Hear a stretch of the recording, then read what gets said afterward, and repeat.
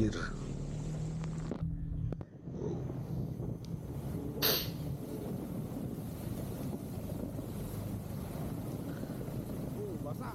Inilah Seburing, teman-teman. Seburing itu banyak ya, ada Seburing Seladu, Seburing Hilir, Seburing Maju, Seburing Bawah, Seburing Sungai Palai. Jadi ya termasuk luas ya, padat juga penduduknya di sini.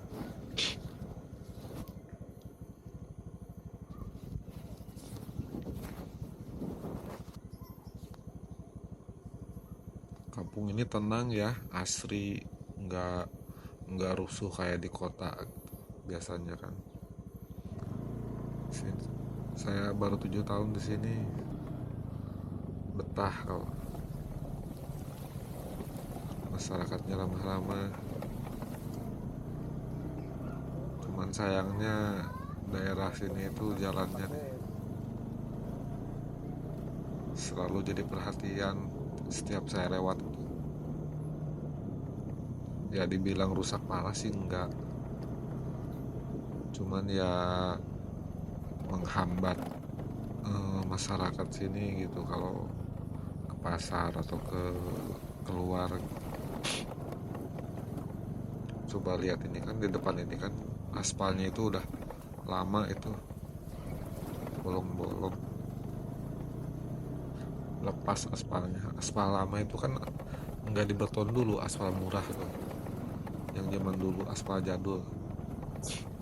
Sedangkan yang kesini lewat itu seringkali muatan-muatan berat seperti truk sawit itu muatan 4, 5, 6 ton. Nah, kan banjir gini. Kalau udah hujan deras, ini kan udah nggak hujan nih, sedikit. Kalau udah hujan deras itu nggak kelihatan mana aspal mana jalan itu.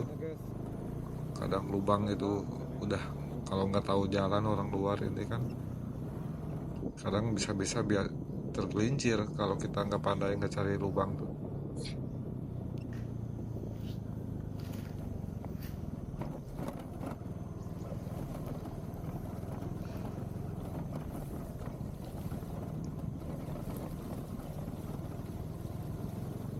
Makanya kalau pengendara motor lewat sini itu harus hati-hati ya.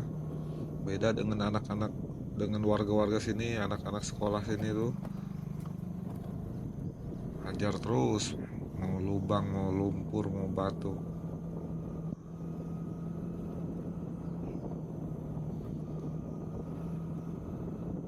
Kadang suka nanya juga sama warga di sini itu, enak nggak tinggal di sini dalam kondisi kayak gini jalannya.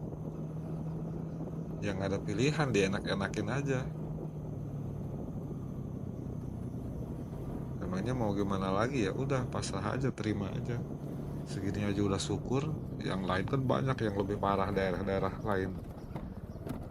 Kalau segini mah ya udah di luar batas wajar, udah segini mah masih wajar gitu, masih kita bisa lewat, masih enak. Lubang-lubang gini sih nggak ada apa-apanya bagi kami.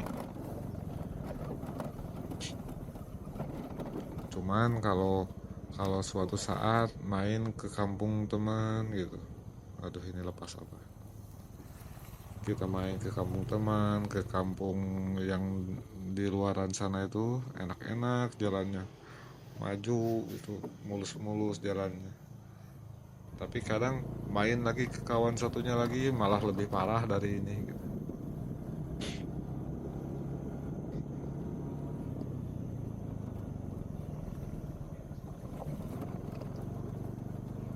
Ini kan jalan ini itu setiap hari dilaluin sama petani yang jual hasilnya gitu. Terus anak-anak sekolah yang mau sekolah, yang bawa sawit, bawa kelapa. Orang-orang dari kota jualan ke sini pun banyak, yang jualan sandal, jualan baju, jualan apa yang pakai mobil. Sandal semuanya ada.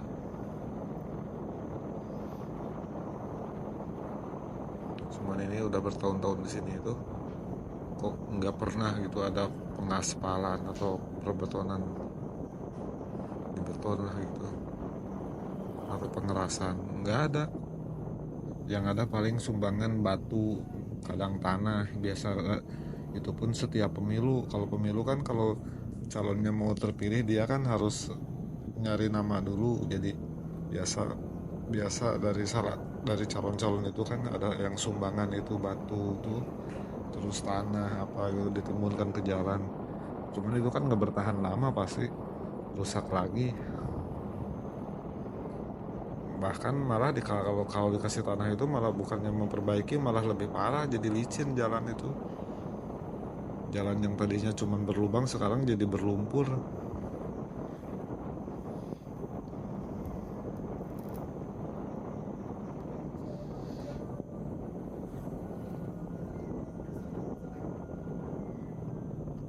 Cuman ini kan apakah pemerintahannya yang nggak tahu, atau mungkin mereka tahu tapi memilih untuk desa lain, atau karena ada di desa ini itu, atau mungkin karena desa ini itu desanya kecil jadi nggak terlalu dihiraukan, atau gimana lah. Urusan politik saya nggak ngerti.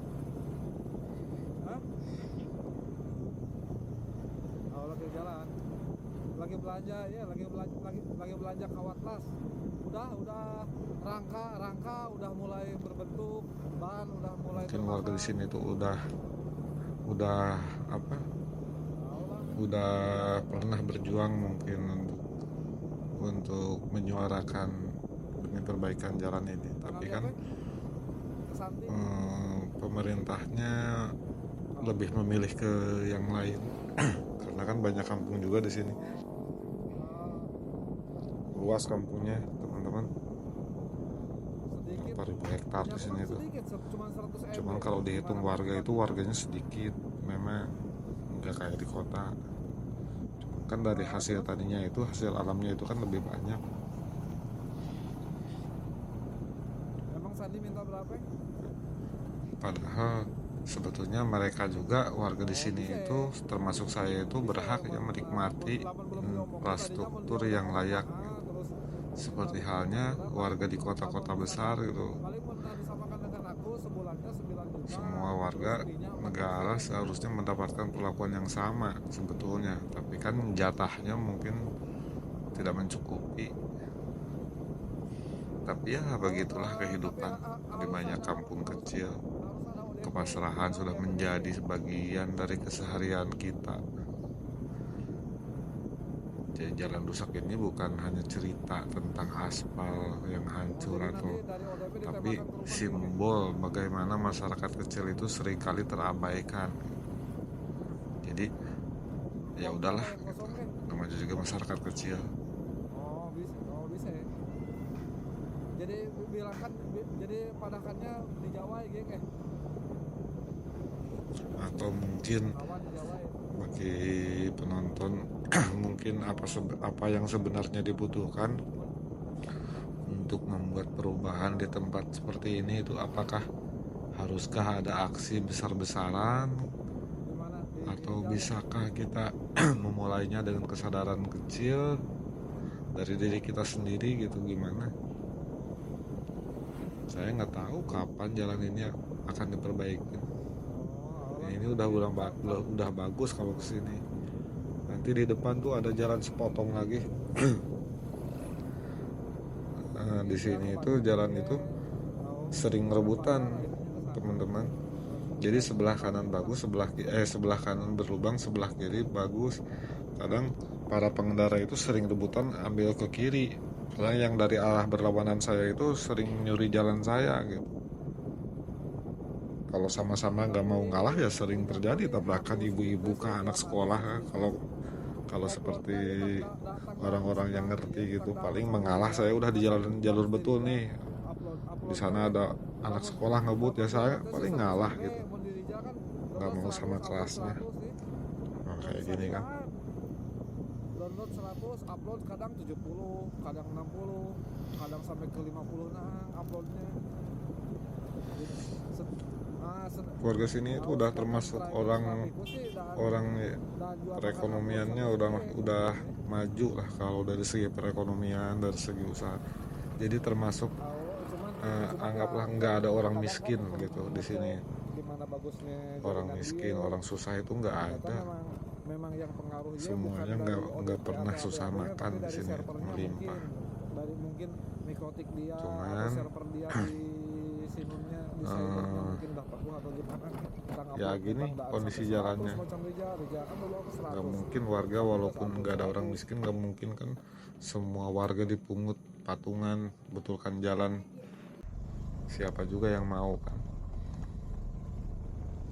Ya semoga aja suatu hari nanti ada perhatian lebih dari pihak yang berwenang, bukan dari polisi ya, dari pemerintah maksudnya. Semoga jalan ini kedepannya diperbaikin, bukan hanya untuk mengembalikan fungsi jalannya, tapi juga untuk mengembalikan harapan masyarakat kampung di sini. Karena kan mereka itu layak untuk itu, sama seperti kita semua.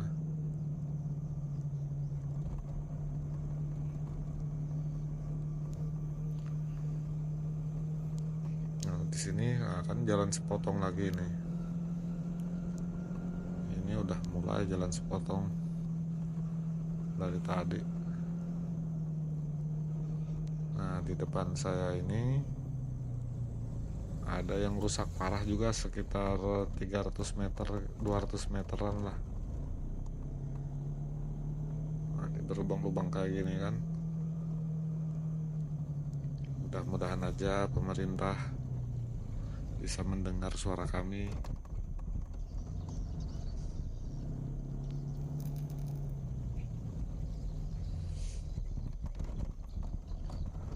Itu pun kalau ada jatahnya. Kalau nggak ada ya pasrah aja, kami kan masyarakat kecil. Kalau masyarakat besar mah tinggal angkat jari aja, tanda tangan. Jadi ini kan udah mulai nih. Sini gudang sawit ini.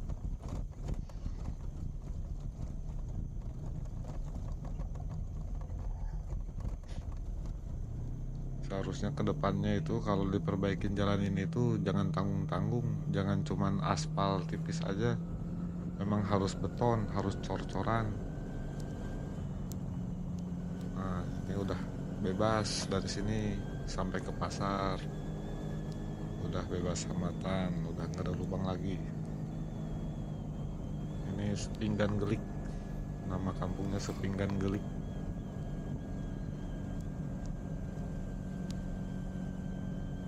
Gelika Jirak ya, lupa. Oh Jirak. Nah ini Sepinggan Jirak ini.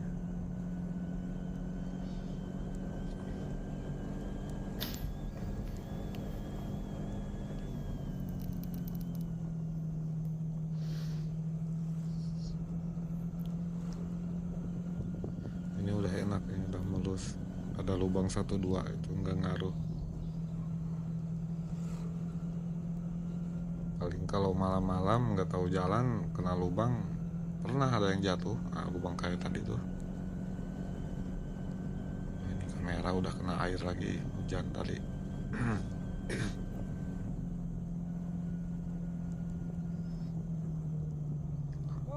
Nah itu di depan bengkel temen tuh.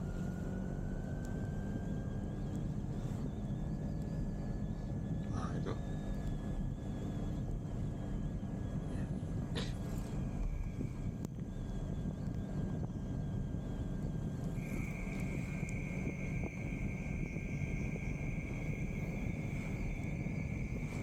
Nah lihat suasana di sini sepanjang jalan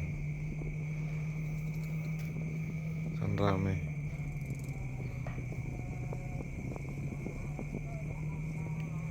Sawahnya kalau di belakang-belakang rumah tuh masih hijau, bagus tanahnya. Kalau pas bagian yang bagus, kalau ada yang tanah gambut itu yang buat sawit itu biasanya diperuntukkan untuk sawit. Ada juga Cuman kalau sawit itu jarang yang di belakang rumah, itu agak ke dalam. Ini jembatan Sebangkau, ini cuma muat satu mobil ya, jadi kalau ada mobil dari sana itu ini nggak bisa, harus mengalah, salah satu harus mundur.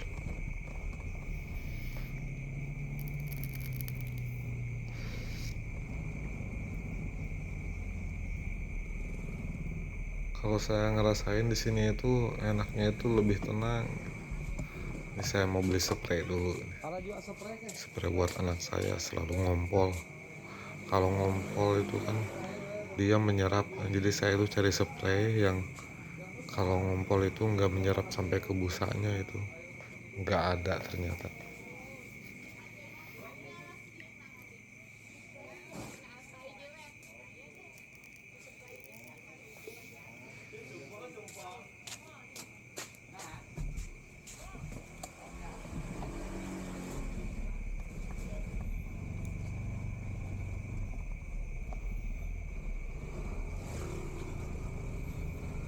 Kan spray. Di sini itu jauh ya dengan di kota. Kalau di kota itu kan masyarakatnya, orang-orangnya serba cepat, Wah, hujan tadi. jauh lebih cepat daripada di kampung gitu. Soalnya kan mereka itu sibuk. Kadang ini yang suka saya pikir itu, mereka itu tinggal di kota sibuk gitu mengejar sesuatu yang sebenarnya sih nggak terlalu penting kalau menurut saya gitu. Beda dengan di kampung, warganya itu hidup ya dengan apa adanya, dengan apa yang mereka punya gitu. Bertani, beternak, buka usaha kecil-kecilan ya untuk mencukupi kebutuhan sehari-hari. Nggak ada istilah hidup berlebih-lebihan ya, sebagian orang ada juga, cuman nggak semuanya di kampung. Ada sebagian orang yang hidupnya berlebih-lebihan. Kalau masyarakat yang sederhana itu, mereka itu mementingkan kebutuhan dulu. Tapi kan kalau di kota itu keinginan dulu gitu, karena kan serba gengsi. Keinginan dulu, kebutuhan mah gimana nanti ujung-ujungnya KPR lagi, ngutang ke bank atau ngutang ke mana kah. Itu demi keinginan, bukan demi buka usaha, bukan demi kebutuhan. Kalau hasil panen cukup untuk makan, ada lebih ya bisa, baru bisa buat kebutuhan lain. Itu udah bersyukur sekali di sini. Yang paling saya suka itu di kampung itu orangnya itu nggak individualis gitu ya. Kalau kita ada warga yang lagi gotong royong di pinggir jalan gitu, mereka nggak nunggu pemerintah datang untuk memperbaiki fasilitas kampung gitu, tapi langsung kerja bareng-bareng aja. Kalau di kampung itu misalkan ada bantuan nih, kita kita nggak nunggu dulu dari pemerintah, langsung aja kita kerjain aja sama warganya gitu. Filosofinya sederhana, kalau bukan kita yang bergerak ya siapa lagi gitu. Selain itu ya budayanya itu saling membantu, jadi masih kental gitu. Kalau di kampung itu saling bantu membantunya, itu sifat gotong royongnya itu kental. Kalau di kota kan serba duit, apa-apa duit. Kita istilahnya ngupah atau kita bayar kalau di kota. Kalau di kampung enggak, walaupun ada duit ya kalau kita nggak mau bantu-bantu ya kita dinilainya jelek aja, nggak enak.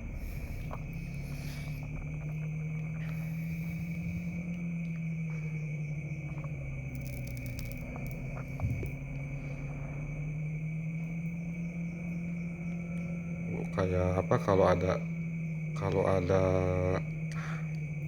saruan itu apa sih kalau di kota itu, ada acara pernikahan atau acara-acara besar gitu, semua orang itu kan pasti ikut bantu, masak-masaknya, bersih-bersihnya, bikin pentas, bikin apa gitu, masih gotong royong semuanya. Kalau di kota kan serba serba dibayar.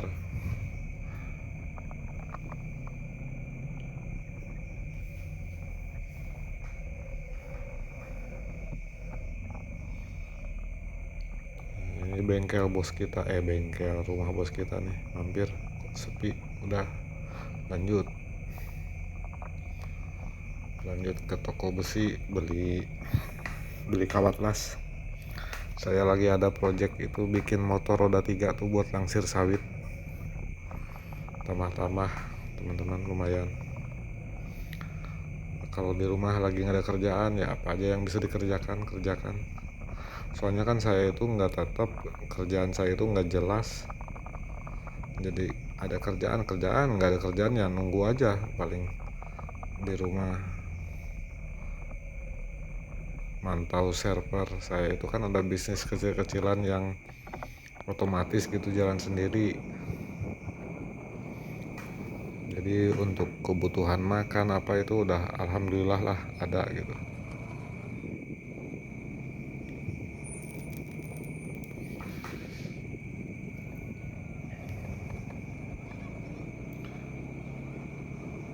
Kalau dulu kan warga di kampung itu kan seharusnya itu nggak terlalu sibuk gitu ya dengan mengejar gadget ya seperti handphone atau apa yang terbaru.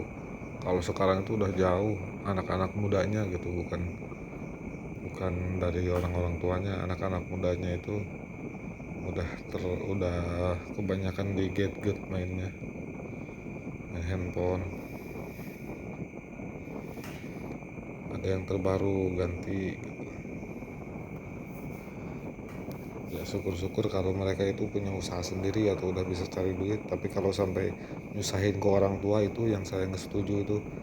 Orang tua susah-susah bertani apa tapi anaknya seringkali membuat semua itu menjadi mudah gitu.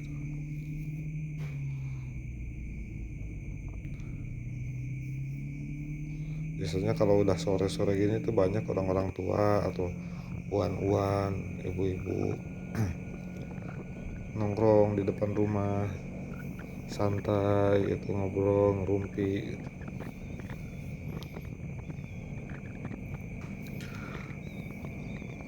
Saya pun selama di sini seringkali nemuin sayur-sayur atau makanan-makanan itu yang unik-unik gitu. Seperti nanas. Kalau di sini itu nanas bisa jadi sayur, bisa jadi lauk makan. Kalau di tempat saya tinggal kan dulunya kan nggak bisa. Nanas itu buat dirujak, buat dimakan. Kalau di sini beda, bisa buat dinanas.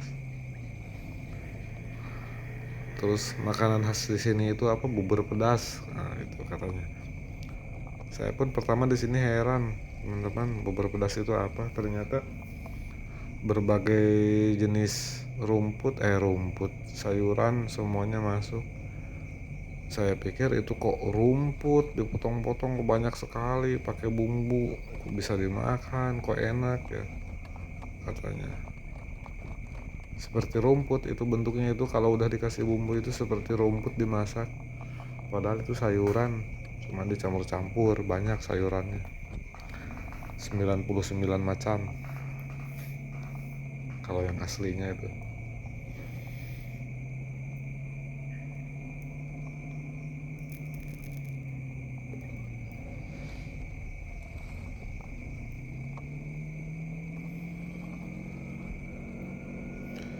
Malah dengan tinggal di sini itu saya itu malah mengajarkan kita itu jadi lebih bersyukur. Walaupun fasilitas itu nggak banyak fasilitas mewah gitu, tapi kita hidupnya itu bahagia aja, santai aja, lempeng. Walaupun nggak serba, kalau di kota kan panas-panasan, tetangga beli oto kayak beli mobil, kita panas. Tetangga beli kulkas, beli ini itu, kita panas kalau di kota gitu kan. Kalau di kampung enggak. Kalau di kampung, kalau saya ada tetangga beli ini, bersyukur. Misalkan tetangga beli mobil, bersyukur, siapa tahu pas mobil kita rusak kita bisa pinjam, nah kan gitu. Senang. Ada orang sakit, ada orang melahirkan, nah kita bisa antar tetangga yang nggak ada mobil. Tapi ya itu, saya itu udah berapa kali ke rumah sakit ngantarkan Antar yang ini itu halangannya itu jalannya begini, jadi lama untuk keluar itu, apalagi kalau bawa orang hamil tuh, orang yang lagi mengandung udah mau keluar bayinya itu, jalan cepat salah, teriak-teriak, lambat salah, suruh cepet-cepet, rumah sakitnya mana, kan bingung juga, dicepetin ya salah jalannya gini, nanti brojol di jalan susah juga kan.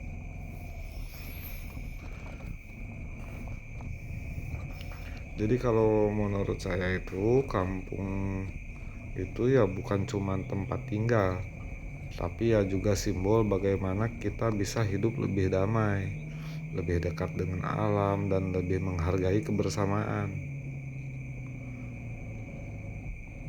Saya rasa kita yang tinggal di kota juga perlu sesekali belajar dari kehidupan sederhana di kampung. Kadang kebahagiaan itu kan nggak perlu dikejar terlalu jauh, kuncinya ya ada di sekitar kita, asalkan kita mau melihatnya gitu. Jadi saran buat teman-teman yang selalu hidupnya di kota, cobalah kita jalan-jalan main ke kampung gini, kita merasakan hidup di sini. Di rumah saya kosong, boleh silakan kalau mau main, mau nyobain tinggal di sini sementara, biar kita nanti bisa lebih bersyukur loh.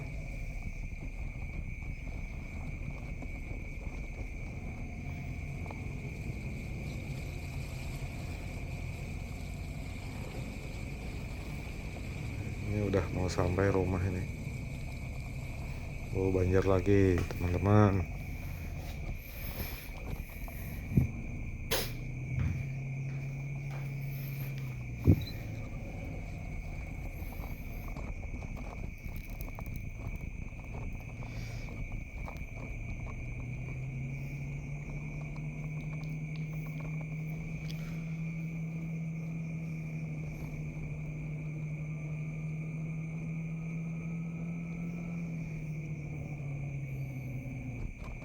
Ini madrasah, sekolahan sebelah kiri saya nih.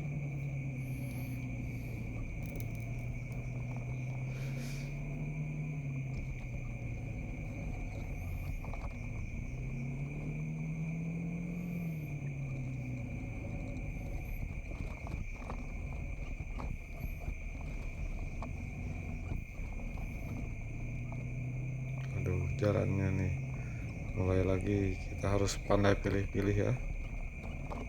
Jadi di sini itu jalur ketertiban itu, kalau seharusnya kan kita, nah ini kan lawan arah nih, kita mengambil jalur orang. Kalau di sini tuh udah nggak berlaku. Kalau kosong gini ya kita curi lah, kita curi jalan orang. Gimana caranya supaya kita lebih nyaman, nggak harus di kiri terus gitu.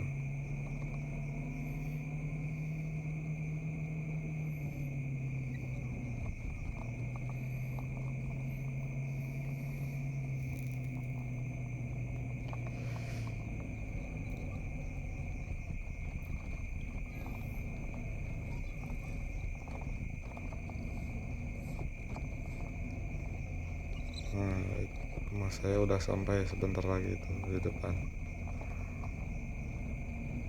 Oke ya, cukup sampai di sini. Semoga dengan adanya konten ini, dengan adanya video ini, pemerintahan bisa mempertimbangkan dan bisa bertindak apa yang seharusnya ditindak gitu.